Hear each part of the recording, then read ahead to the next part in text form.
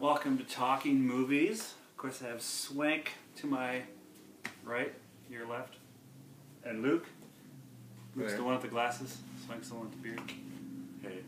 Hello. Been a few weeks since we got together, so we're just going to kind of start by going over, like we usually do, the last movies we've seen. Luke, do you want to go ahead and start us out?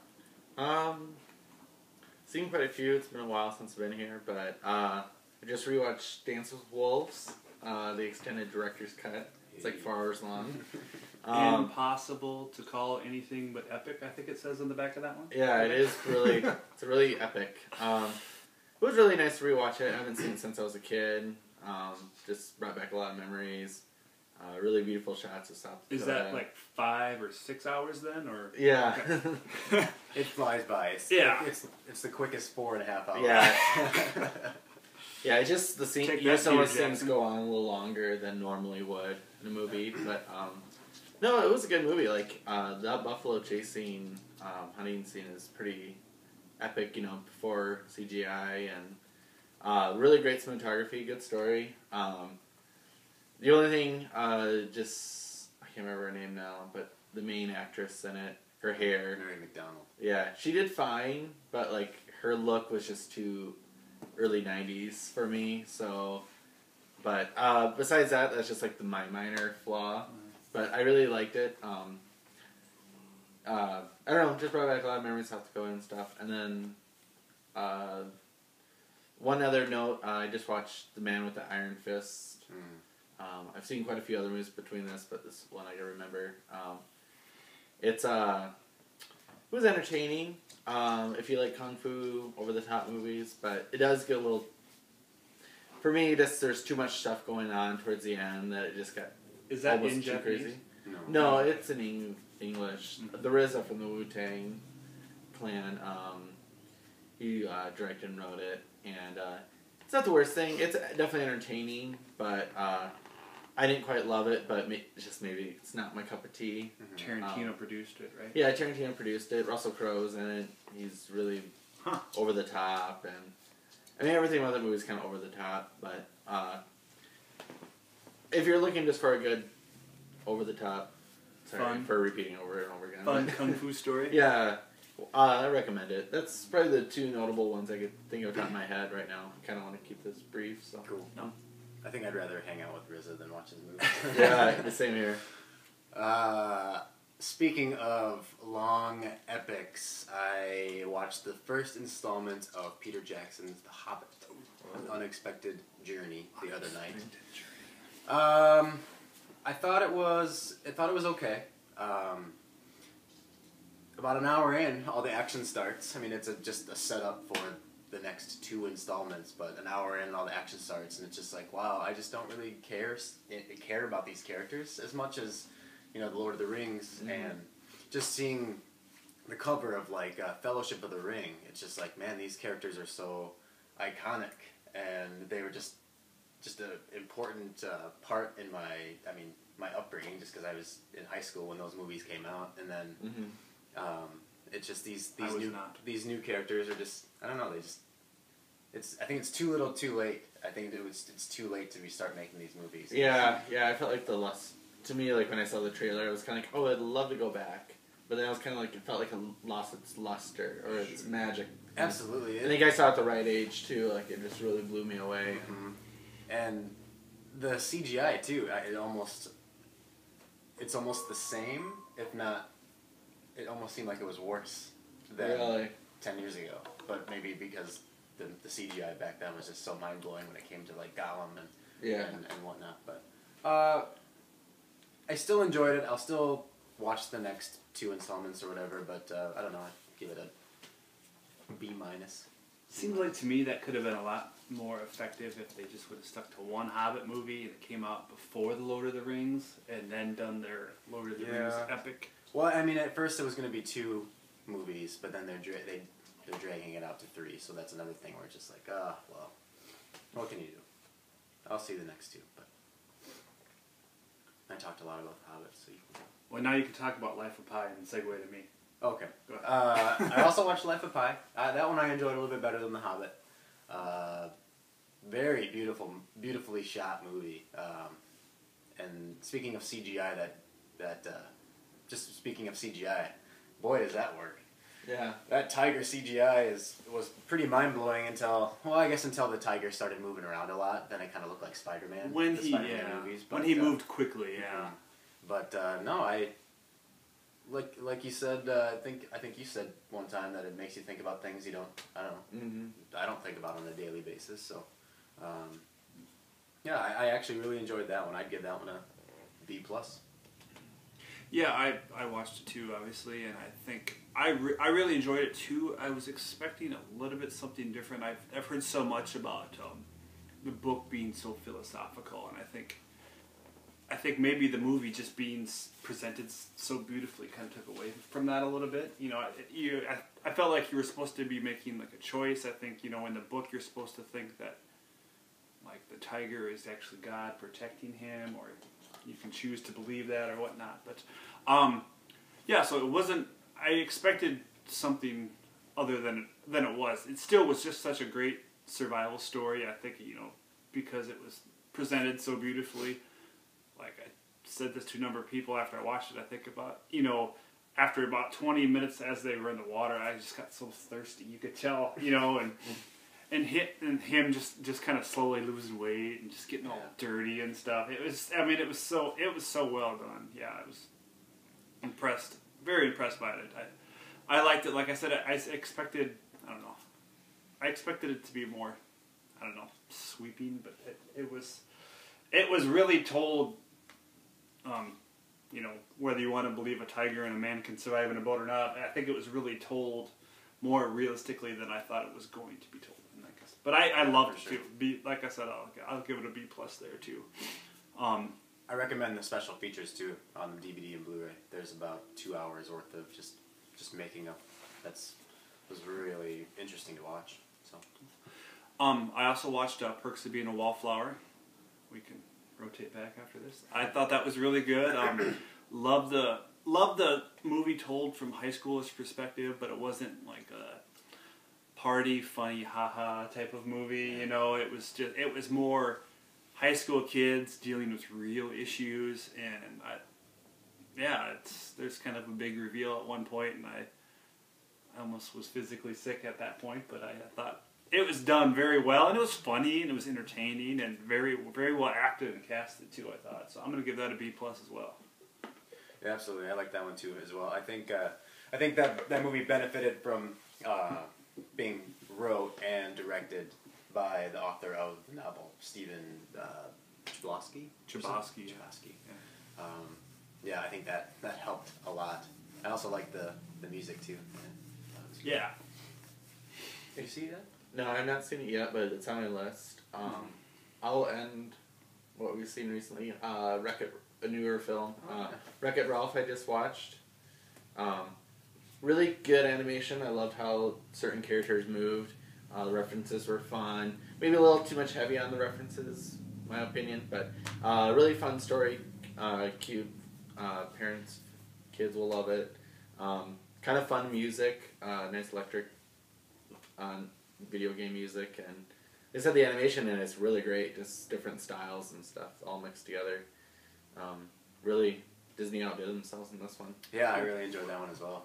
I was pleased too, because for some reason I thought Seth Rogen was the voice of Ralph. Yeah. And then, right when the movie started and it was John C. Reilly, I was like, oh, this is great.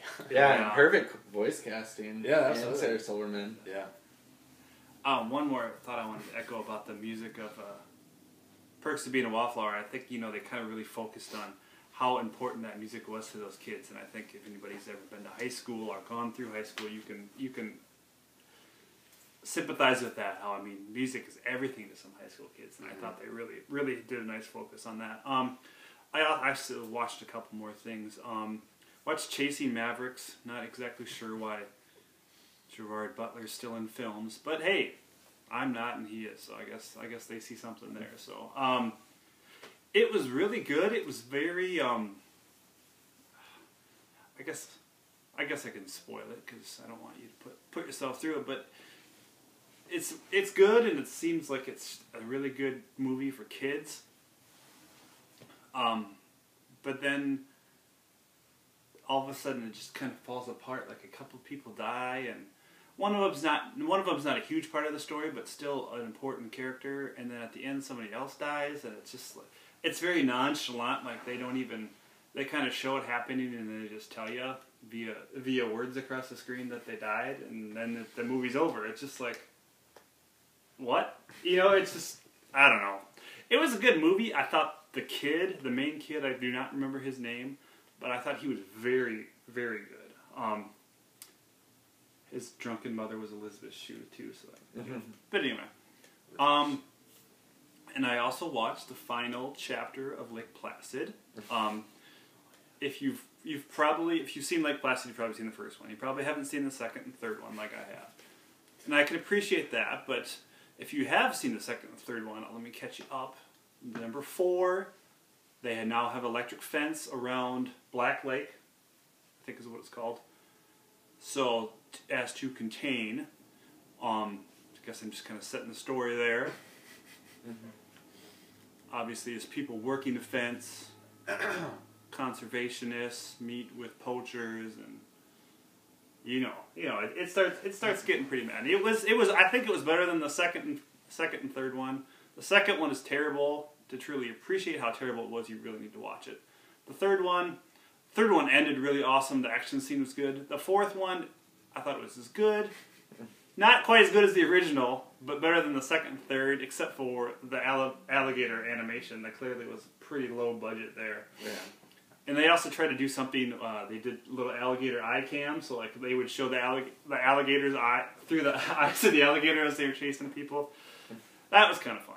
But obviously, there's Robert Englund is in it, and then some chick from the show Witchblade. But yeah, so there's not a lot of people in it, but it was still a nice little fun hour and 20 minutes. I didn't feel unsatisfied afterwards, I guess, and the Gators weren't unsatisfied either.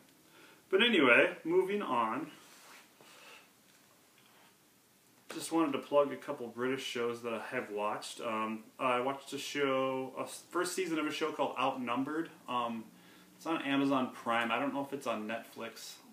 It's just a story about a family and their 3 kids. I think a 13-year-old boy and like a 5-year-old boy and a 3-year-old girl. And it's really just kind of a dialogue heavy. It's almost always set in their apartment. And the 2 younger kids especially are just heathens, and they just never stop talking. It's just rather, as a parent, I found it rather amusing.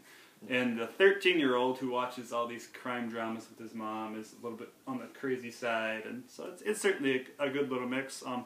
I also watched an older British program called Man-Child. I just started that one. It's about guys in their 40s and 50s batching it up and trying to start all over again, and that one's kind of told in the vein like the British Office, almost documentary style with a lot of voiceover work. And I'm a sucker for voiceover work, especially when it involves characters in the movie or in the show. But anyway, Mindy Project was awesome again last night. Game of Thrones is starting this week, and I'll shut up with one more thing. The movie, I think it's just called 42. It's about the life of Jackie Robinson. It's coming out. I'm pretty excited about that, as well as baseball season. Yeah, it's got some. Harrison Ford's actually plays one of the main people in it, Branch Rickey. I think it's going to be very good. It's a movie that's, they made a movie about it already, like probably 5 years after the fact. This one is obviously going to have a lot more involved, and I think pretty big budget film, and they've been plugging it for months now. So I think it has the potential to be very good. Obviously, it's a story that a lot of people know stuff about already, but I think it has the potential to be a very good story. And as a sports fan, baseball fan especially, I'm pretty excited to check it out. Anything else? What TV shows you guys been watching? I've just been working my way through The Sopranos again, but that's about it. And then that's really been about it. I've just been catching up on Community. Cool. You either love or hate that show. I love that show. I enjoy the humor quite a bit, because they're just, the whole time they're just making fun of every other show on television, and all the movie references and whatnot too. They're just right up my alley. I could be totally wrong here, and this might not be the best venue to ask this question, but did I hear that Donald Glover is on the newest season of Girls? Oh, I don't know. Okay. I guess not. I don't know. Could be. I could be wrong, but if he is, I'm pretty excited about that. A quick question. In the past, I've asked my panel here some philosophical movie questions, and I just want to see if you can echo this statement at all. I've had this written down for quite some time, but I think the more movies that you watch kind of affect how you view movies in the future, because like inevitably we're always going to start a comparison between like this is a bad example, but like Here Comes the Boom is just like basically another version of Real Steel, like kind of like Clueless and Bridget Jones are just the Pride and Prejudice stories told at different perspectives and stuff like that. But so yeah, the more movies we watch kind of affect how we view movies in the future, because we're always going to compare things to what we've already seen. So I think, do you think we become, as people like us who watch a lot of movies, you guys probably watch more than I do, but do you think, and I'm not trying to say this is how I perceive you, but do you think you become jaded because you watch so much? It's easier to be harsh on something when you've seen such great movies, you know what I'm saying? It's different. Okay. It's different as a form if you want to, like, as a critic. Mm-hmm. As a critic has to view things differently, but Mm-hmm. it's like, I'm not a critic, so so for me, I would kind of agree that I'm more jaded. Mm-hmm. Just because I've seen so many like horror movies or like romantic comedies, or a number of other genre films. You kind of guess what's going to happen, as it goes along. It's like, oh yeah, well of course this is going to happen because I've seen this in such and such movie. Or like, oh, that reminds me of such and such plot of that other movie. So for me, yeah, it's a little jaded. I probably become a little more critical of certain movies. I can't just go into more movies willy-nilly and enjoy them. Well, and I think it's sometimes it's harder to be impressed when you've seen, like you can't watch, like I watched Chasing Mavericks and then I watched Life of Pi on the same night. Mm-hmm. If I would have flipped those two, I would have absolutely hated Chasing Mavericks. I thought it was okay. Besides my other feelings about it, but it was like a nice little build up to that. It's just, I think it's harder to be impressed when you've seen so many movies. Plus when you've seen so many good movies. Yeah, there's something to be said when a movie just comes out of nowhere and blows my mind, because that doesn't happen very often. But that, and this is probably my jaded self, but 70% of the movies that are made today are pure garbage. Yeah. They're made for just to make money and. Well, and they're made to target a certain demographic. Yeah. They're made to hit those 16 to 25-year-old people who have money to spend on entertainment and haven't, grown up yet. Sorry, younger crowd, if you're listening. It's so commercialized. But however, like with jadedness and stuff, if you ever do watch a great movie, like the classics, the essentials like The Third Man, for example, or even Casablanca, or when I watch those, at times I'm kind of like, oh, it's kind of like reading an old book. You really don't want to, but when you do, you're like, wow, this is great. That's where that shot came from. That's where this scene came from. I can't tell you how many times I was like, oh, this is where Tim Burton got his ideas for his sets. Or this is where Martin Scorsese, that's how he cuts. Or I see a shot, I'm like, oh, Spielberg kind of does this. Or, not that every director, and that's a whole different subject. Yeah. But yeah, I think you learn the language of film, which is, honestly, I consider it as you're learning the language of, if you're very big into reading, you learn the language of literature. And just how different writers write and how the English language changes. And well, and when you're talking about going back and watching old movies, I think like that Steve McQueen movie Bullet. That movie was so important. Action movies were spawned after that. You know what I mean? It's just there's movies that come out that every it's they've changed cinema forever. Like everything is going to be compared to that, and I think Bullet kind of gets that stigma. Like this is the action movie that started it all. Yeah. But when you go back and watch that movie, you can seriously watch it on mute. Mm-hmm. I mean, it's just. I mean, the action is great, especially for the time period. But the dialogue isn't necessarily there. That's just how I feel. So some things don't age as well. Yeah. But a perfect example of what we're talking about too is The Hobbit compared to Lord of the Rings, where Lord of the Rings were so important to cinema when they came out, and they will go down in history as being extremely important. Mm-hmm. Where The Hobbit is just rehash, and it's just Sure. it's just And, kind of meh. and we've talked about this a little bit before too. Just how many movies are just now, or just so many movies are just remakes or sequels or whatever. And sometimes they're good and sometimes they're great. Think about the evolution of all the King Kong movies over the years. Staying on the Peter Jackson line, the King Kong from 2006 was amazing. Mm-hmm. I mean, I don't like long movies, and that was 3 hours and 8 minutes of awesome. As far as I'm concerned, I mean, And also I the still get remake- nightmares about those village people. Oh, jeez. Also, the remake of Evil Dead comes out in a couple weeks, and that Ooh. looks like a bloody good time. So Is Bruce Campbell in that? no, Is anybody in that? Mm-mm. No? Huh. Who's involved in that? Who's doing that? I don't remember who is directing it, but it looks like a bloody good time. I haven't seen a trailer yet, but I've heard. Rated R trailer looks like it's making your stomach turn. Yeah. I think, kind of getting back on subject here, I think sometimes movies, like you said, I kind of agree that 70% of stuff, I think maybe even more, is total garbage. But I feel like sometimes a movie comes out, take it for what it is, like Napoleon Dynamite. And that was super awesome for what it was, and I'll probably always love that movie. But then, all of a sudden, 5 other John Heder movies come out. You know what I mean? And I've seen maybe 3 other ones besides Napoleon Dynamite that he's been in. And Blades of Glory, I thought was entertaining. It was extremely over the top.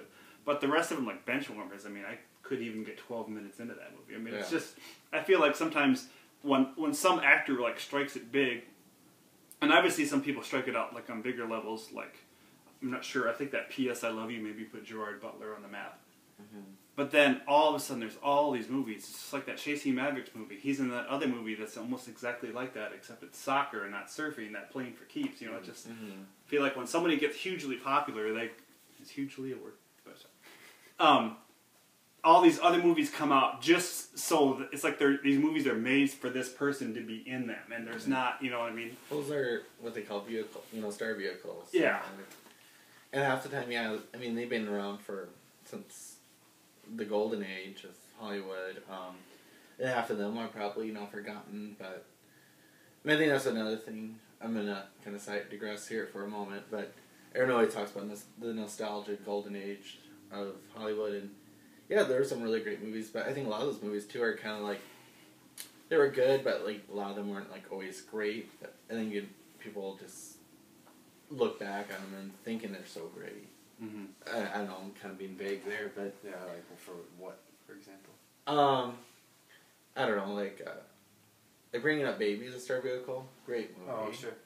But then like I don't know. I'm gonna get a lot of hate mail for this, but like The Bells of St. Anna or that Christmas movie, whatever. Bergman and Crosby are in it. Oh, yeah. White Christmas? No, not that one. Maybe not Crosby. Anyway, Bells of St. something or other. I don't know. To me, that movie is just so boring. You know, and it's so Hollywoodized. Well, yeah, in so many movies, when they come out, they're so awesome for the time, and then you go back and watch them, it's just like, I don't know. So, I mean, yeah. But, yeah, I think when you watch... Because I think about movies I watched when I was a kid that I loved. I would probably just cringe the whole way watching, like Problem Child or... like this movie called Munchies, which was just an exact rip-off of Gremlins, Yeah. Huh. I mean, there's tons of other really bad movies I know I watched. Yeah. I liked Ray Stevens' music video collection as a kid, so that just shows how it goes. Yeah, no, I can totally agree with that. Just some movies like you watched as a kid and they were so important to your childhood, and then you go back and watch them again. But I don't know. But then there's certain movies that have like, that I think that are timeless or stand the test of time, or I can't think of another cliche right now, but just, you know, just like movies that were made and they still, because of, you know, even just this theme or subject matter, they still just echo really nicely now. Like, maybe I've said this before, I'm sure I have, but I think I quote the movie Spaceballs like once a week. Mm-hmm. And I don't know, you know, I don't know why, it just comes naturally, I guess. Super psyched to watch that with my son. I think he's finally the age. Mm-hmm. Language is not the best, but I think he's finally the age to watch and appreciate it, since he's seen all the Star Wars movies now and stuff too. So. Yeah, that's a good age because it's pretty silly. Pretty boy juvenile humor. Combing the desert. Yeah. All right. Anyway, well, this has been Talking Movies. We plan on talking about Elizabeth Shue versus Jennifer Connelly. So Marissa Tomei. Yeah, Marissa Tomei versus Jennifer Connelly. Sorry. Sometime, maybe next time. So if you're a man, you might like that. Anyway, this has been Talking Movies. Thank you for listening, watching, promoting, sharing, whatever. Yeah, send us your thoughts. Yeah, send us your thoughts. If you don't like something we said, tell us about it. We'd love to respond. Later.